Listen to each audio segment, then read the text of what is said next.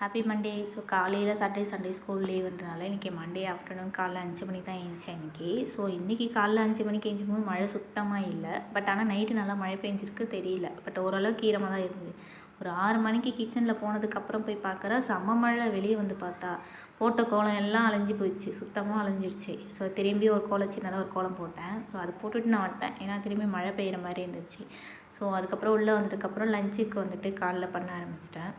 ஏன்னா இன்றைக்கி இட்லி கொஞ்சம் தக்காளி சட்னி வச்சுருக்கேன். ஸோ அதே போதும், மாவு நேற்று அரைச்சி வச்சுருந்தேன். ஸோ இன்றைக்கி மார்னிங்கே சாப்பாடு செஞ்சுட்டேன். ஸோ நான் கிளாஸ் முடிச்சுட்டு வரதுக்கு லேட்டாக ஆகிடும். ஸோ சாப்பாடு அப்புறம் வந்து எனக்கு காலையில் மார்னிங்க்கு வந்து இட்லி தக்காளி சட்னி எடுத்துக்கிட்டேன். கொஞ்சம் சத்து மாவு வச்சுருக்கேன். ஸோ அதை நான் குடிச்சிட்டு கிளாஸ் கிளம்பிடுவேன். நான் கொஞ்சம் எக்ஸ்ட்ரா மீந்திருக்கு. ஸோ அதையும் குடிச்சிடலாம் அப்படின்ட்டு, தம்பி கொஞ்சமாக வச்சுருக்கான். ஸோ அதையும் குடிச்சிடலாம் அப்படின்ட்டு காலையில் என்ன சாம்பார் வச்சுருக்கேன் அப்படின்னா, எனக்கு ரொம்ப ஃபேவரட்டானது வெண்டைக்காய் சாம்பார். ரொம்ப ரொம்ப ரொம்ப ரொம்ப ரொம்ப பிடிக்கும். ஆனால் நான் வைக்கிறத எனக்கு என் அம்மா வச்சா எனக்கு ரொம்ப பிடிக்கும்.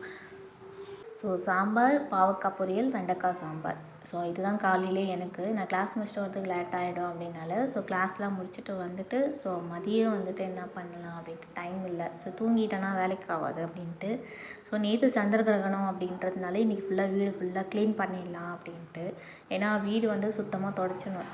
நேற்று கிரகணம் இல்லையா, ஸோ அதனால் நேற்று வந்துட்டு எந்த வேலையும் செய்யலை. ஸோ அதனால் நான் இருந்த வேலையை மட்டும் இந்த தண்ணியில் சாப்பாடில் மட்டும் இந்த தர்பை இருக்குல்ல, ஸோ தர்பை சொல்லுவாங்களே, அந்த இலை மாதிரி இருக்கும், லீஃப் மாதிரி நீட்டாக பில் மாதிரி இருக்கும். ஸோ அதை நான் தண்ணியில் ஃப்ரிட்ஜு மேலே ஸோ எல்லாத்துலேயும் கொஞ்சம் கொஞ்சம் வச்சுருந்தேன். ஸோ அதெல்லாம் போட்டுட்டு சாமிக்கிட்ட பூவெலாம் மாற்றி வச்சுட்டு இருந்தேன்.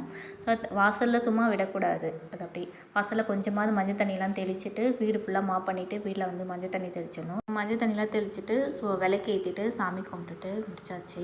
ஏன்னா வந்துட்டு நேற்று கிரகணம்னாலும் சொல்ல முடியாது. நேற்று எந்த வேலையுமே நான் செய்யலை. காலையிலேயே பண்ணல. ஸோ ஈவினிங்க்கு மேலே தான் எல்லா வேலையும் நான் பண்ணி முடிச்சிட்டேன்.